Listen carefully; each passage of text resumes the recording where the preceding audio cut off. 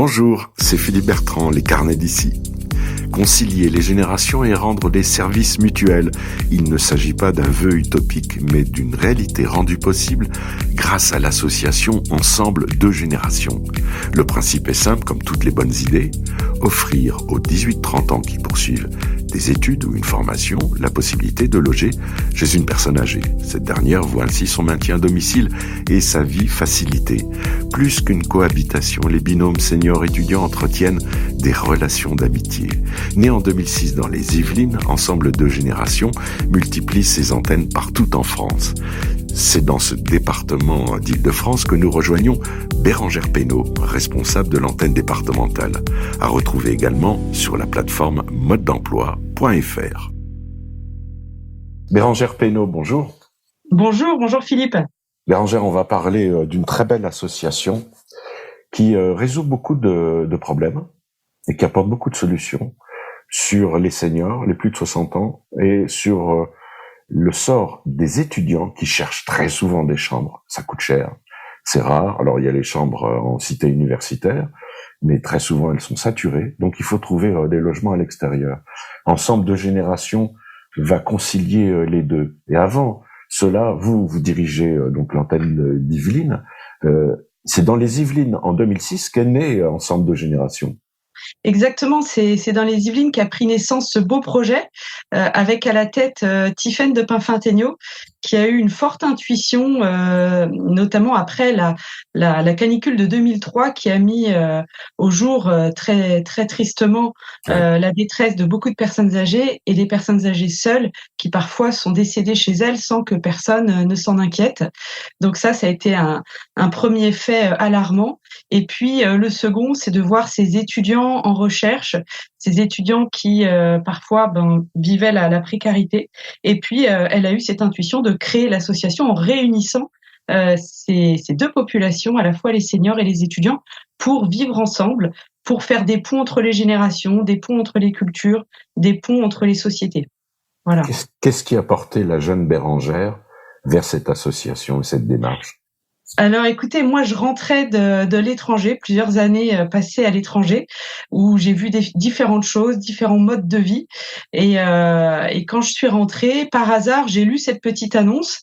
Et en fait, j'ai été complètement appelée par cette association, par ce projet, parce qu'en fait, j'y voyais une évidence de vivre ensemble, ce que j'avais pu voir dans d'autres pays d'ailleurs, où ça se fait de manière naturelle. Et j'ai eu envie de participer à cette belle aventure pour rapprocher effectivement ces personnes âgées qui sont des personnes formidables avec un passé, des histoires qu'on a toujours envie d'écouter. Et puis ces jeunes qui sont une jeunesse volontaire, une jeunesse qui est pas toujours cachée devant ses écrans ou dans ses écouteurs et qui elle aussi a à offrir à des personnes plus âgées. Donc j'avais vraiment envie d'être au plus proche de ces populations. Vous aviez connu les affres du logement étudiant ? Alors moi, non, moi j'étais boursière et j'avais la chance d'avoir un logement au Crous. Donc mon parcours s'est passé relativement bien. Mais par contre, j'avais des amis autour de moi pour qui c'était difficile. Et effectivement, des solutions comme celle-ci auraient été la bienvenue, puisque pouvoir partager son logement avec une autre personne et en plus apporter de la vie, de la gaieté, de l'échange, faire cuisiner, rire, enfin tout ce qu'on peut faire quand on est ensemble, c'est génial. Ouais, il y a des histoires, de très belles histoires, à l'issue de ces rencontres intergénérationnelles. Avant cela, comment s'est mise en place d'abord l'association avant qu'elle devienne réseau national ? Alors au début, ça a démarré donc très localement avec le soutien du département des Yvelines qui a été le premier acteur auprès de nous pour nous soutenir financièrement. Donc ça s'est effectivement développé dans les Yvelines. Et puis ensuite, voyant qu'il y avait un réel besoin sur ce territoire, très vite, Tiffaine a décidé d'étendre aux différents départements de région parisienne, d'Île-de-France, et puis de créer des agences bénévoles sur toute la France. Donc aujourd'hui, on a 27 agences bénévoles qui sont sur un système un petit peu de franchise, Ensemble de générations. Mais ça permet, de d'essaimer en fait sur le territoire et même à l'extérieur, puisqu'on a eu des délégations délégation du Canada, du Japon, qui sont venus nous rendre visite pour essayer de comprendre ce concept et de le mettre en place chez eux. Ouais. Quand on est bénévole, on a toujours un temps limité, on manque de compétences. Se lancer dans l'ouverture d'une agence, enfin d'un lieu, ensemble de générations dans un département, ça implique beaucoup de démarches. D'abord parce que d'un côté, il faut trouver les seniors. Alors ils sont nombreux, mais quand même, il y a une étude, des relations directes avec les plus de 60 ans. Et ensuite, les 18-30 ans, il y a aussi une approche directe avec eux.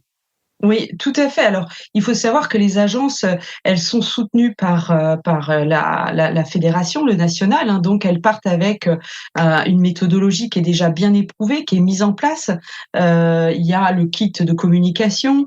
Ils vont avoir donc tous les supports nécessaires pour vraiment lancer leur agence. Après, c'est vrai qu'il faut aller rencontrer les CCAS, les structures d'aide à domicile, et puis côté étudiant, faire connaissance avec les services sociaux des universités, des écoles, puisque ce sont eux les prescripteurs finalement. Quand des jeunes ou des seniors cherchent ce concept, eh bien, il est proposé par ces différents services. Donc, il y a un vrai travail de terrain à faire pour connaître tous les acteurs, que ce soit côté senior ou côté étudiant, pour que le dispositif soit connu de tous.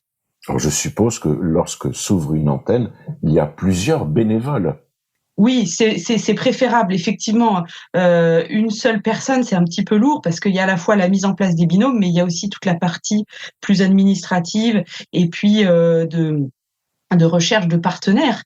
Donc, ça prend beaucoup de temps. Donc, généralement, il est préférable de commencer à 2. On a certaines antennes qui sont même plus des grosses antennes où elles peuvent être 3 ou 4. Et puis, quand l'antenne fonctionne bien, l'agence fonctionne bien, il y a un salarié, 2 salariés, etc. Donc ça, c'est vrai que c'est le développement qui permet ensuite d'avoir une structure plus autonome financièrement. Et aujourd'hui, on développe des directions régionales. Donc aujourd'hui, on a une direction régionale PACA. Donc là, c'est financé par la fédération et qui gère plusieurs agences de la région. Quel est le profil type, s'il y en a un, définissable du bénévole? Ben, je pense que le bénévole, il lui faut surtout le souci de l'autre, vouloir aider les personnes en fragilité, être empathique, avoir beaucoup d'empathie, avoir du temps parce que être auprès d'un senior, ça peut prendre du temps. Hier, moi, par exemple, j'étais en visite à Marly-le-Roi chez une dame qui était très seule, qui était très isolée. Ma simple visite lui a fait un plaisir énorme et on est resté bien plus longtemps que le temps prévu pour faire le dossier avec elle. Et voilà, ça a été une joie. Et donc, il faut savoir donner de son temps pour pouvoir être disponible auprès de personnes. Il faut aussi avoir de l'ambition parce que pour pouvoir trouver des financements, trouver des partenariats, c'est quelque chose d'assez difficile. Donc, il faut être audacieux, il faut ne pas avoir peur de frapper aux portes et puis de présenter son dispositif. Mais j'avoue que souvent, on rencontre un fort succès quand on parle de la cohabitation intergénérationnelle. Après, ce qui est plus difficile, c'est de financièrement pouvoir se faire aider. La deuxième étape est un peu plus compliquée. Ouais, certes. Mais comme vous parliez du binôme, comment se réalise la mise en place des binômes? Alors, la mise en place de binômes, c'est un travail qui est assez long finalement. Dans un premier temps, les seniors viennent à nous parce qu'ils ont eu connaissance de l'association. Donc, ils nous contactent. C'est souvent les aidants familiaux. Donc, ça va être les enfants de seniors, les seniors assez âgés. Ce sont leurs enfants qui vont nous contacter pour prendre des informations. Et à l'issue de ça, on va organiser une visite au domicile du senior pour rassembler toutes les informations importantes sur ses envies, son caractère, sa façon de vivre, ses besoins aussi adaptés à parfois certaines pathologies. Et puis, de l'autre côté, on va recevoir, alors là, les étudiants très facilement parce qu'ils nous trouvent avec le site internet de l'association. Ils s'inscrivent directement en ligne sur notre plateforme. Nous, on reçoit leur formulaire d'inscription et puis on vérifie que le formulaire est complet, que toutes les pièces administratives sont présentes et ensuite on les convoque à un entretien en personne pour les connaître. Pareil, à peu près 1 heure d'entretien avec eux, connaître leurs projets, connaître, pourquoi est-ce qu'ils ont choisi la cohabitation intergénérationnelle, leur motivation, etc. Et quand on valide l'entretien, eh bien, très souvent, d'ailleurs, on a déjà un petit peu une idée sur ce jeune avec qui on proposerait de le mettre chez quel senior, en fait. Alors évidemment, on tient compte du lieu de ses études, hein. Il y a quand même des paramètres importants. Et ensuite, on leur propose de se rencontrer.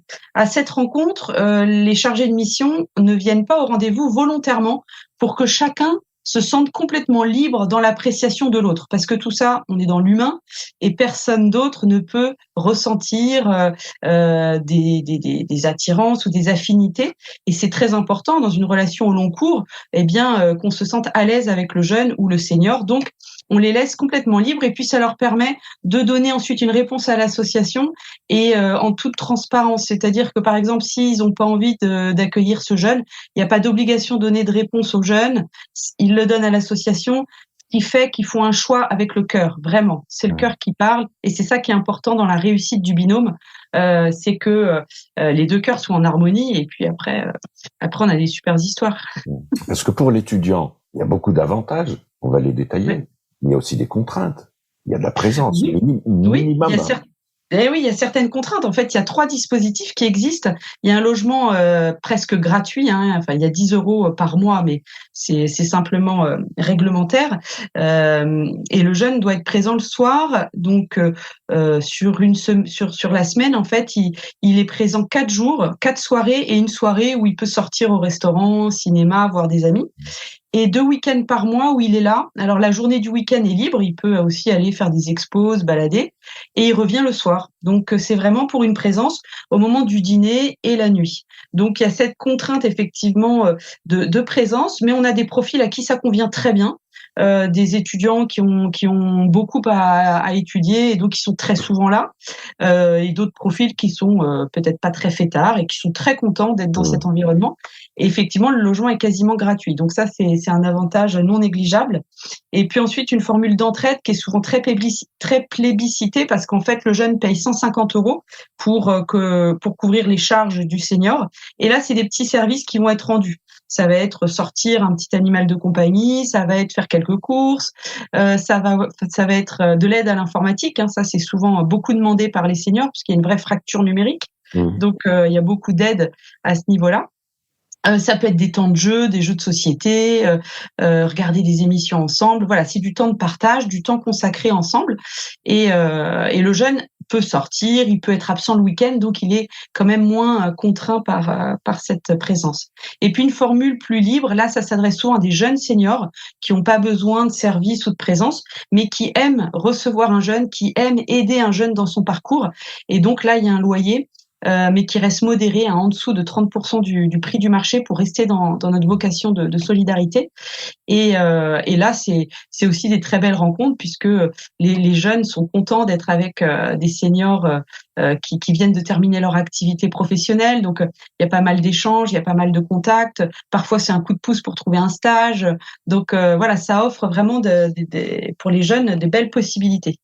Et majoritairement, ce ne sont pas simplement des petites histoires belles, intergénérationnelles, d'entraide, de service, de présence, de dialogue. L'un et l'autre s'adoptent, c'est une nouvelle famille qui se crée la plupart du temps.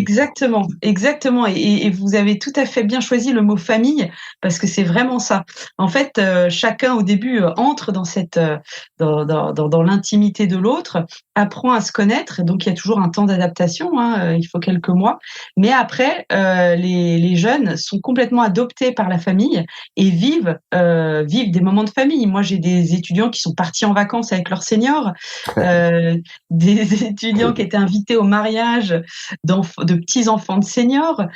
Donc c'est pour montrer à quel point ce jeune finalement va faire partie de la vie de ce senior. On a des femmes, le plus souvent des femmes veuves, qui finalement se retrouvent effectivement seules avec des enfants, mais qui sont loin, qui sont pas toujours présents. Et en fait, ce jeune qui va revenir au domicile de ce senior, ça va changer la vie. Là, dernièrement, un reportage qui a été tourné avec Mode d'emploi, avec vous, sur un binôme, Bernadette et Kylian. Et c'est cette histoire-là, elle est tellement vraie et on la voit tellement souvent. Donc c'est pour ça qu'on a vraiment envie de porter haut les couleurs de la cohabitation intergénérationnelle, parce que c'est des bienfaits formidables. Ouais. Bérangère, je vais pas vous embêter avec les nombres, mais quand même depuis la création, on a un ordre d'idées. Alors d'abord des binômes créés. Oui, oui, on a 7000 binômes qui ont été créés depuis le début. Donc voilà, on aspire à beaucoup plus parce que il y a des vrais besoins. Maintenant, c'est que notre dispositif doit être connu plus largement. On doit aussi voilà, faire un plaidoyer auprès des pouvoirs publics, des gouvernements, pour que ils entendent voilà l'action de terrain. Qu'est-ce que ça offre pour que ce dispositif soit plus largement répandu et qu'on en parle plus. Et vous êtes entendu?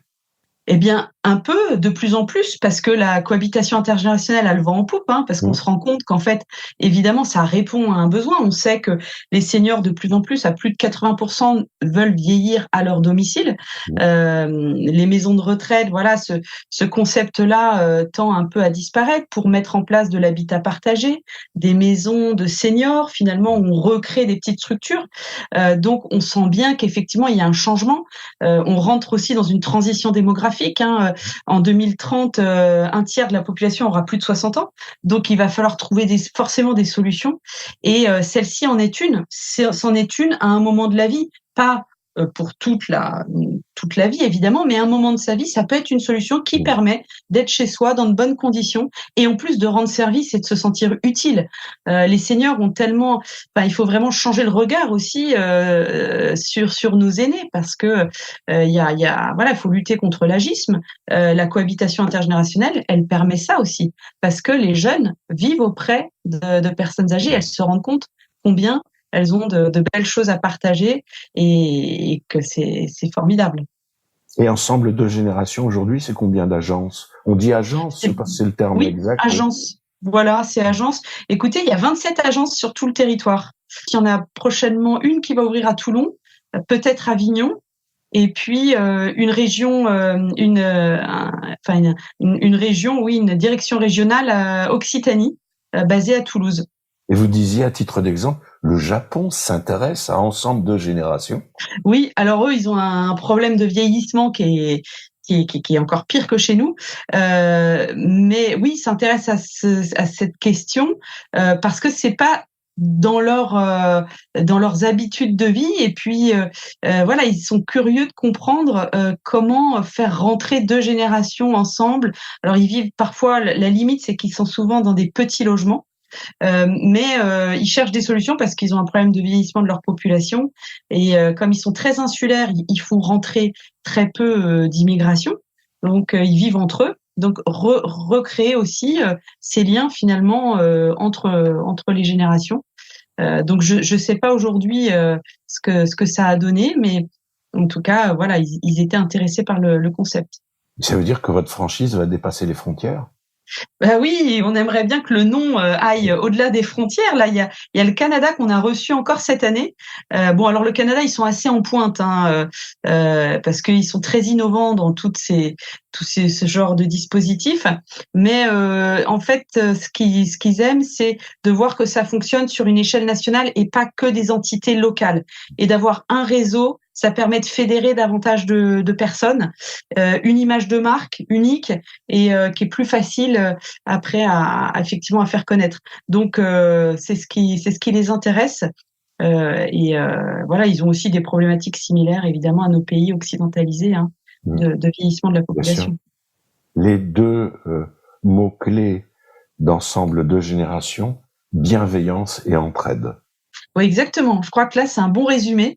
Bienveillance et entraide, c'est ça.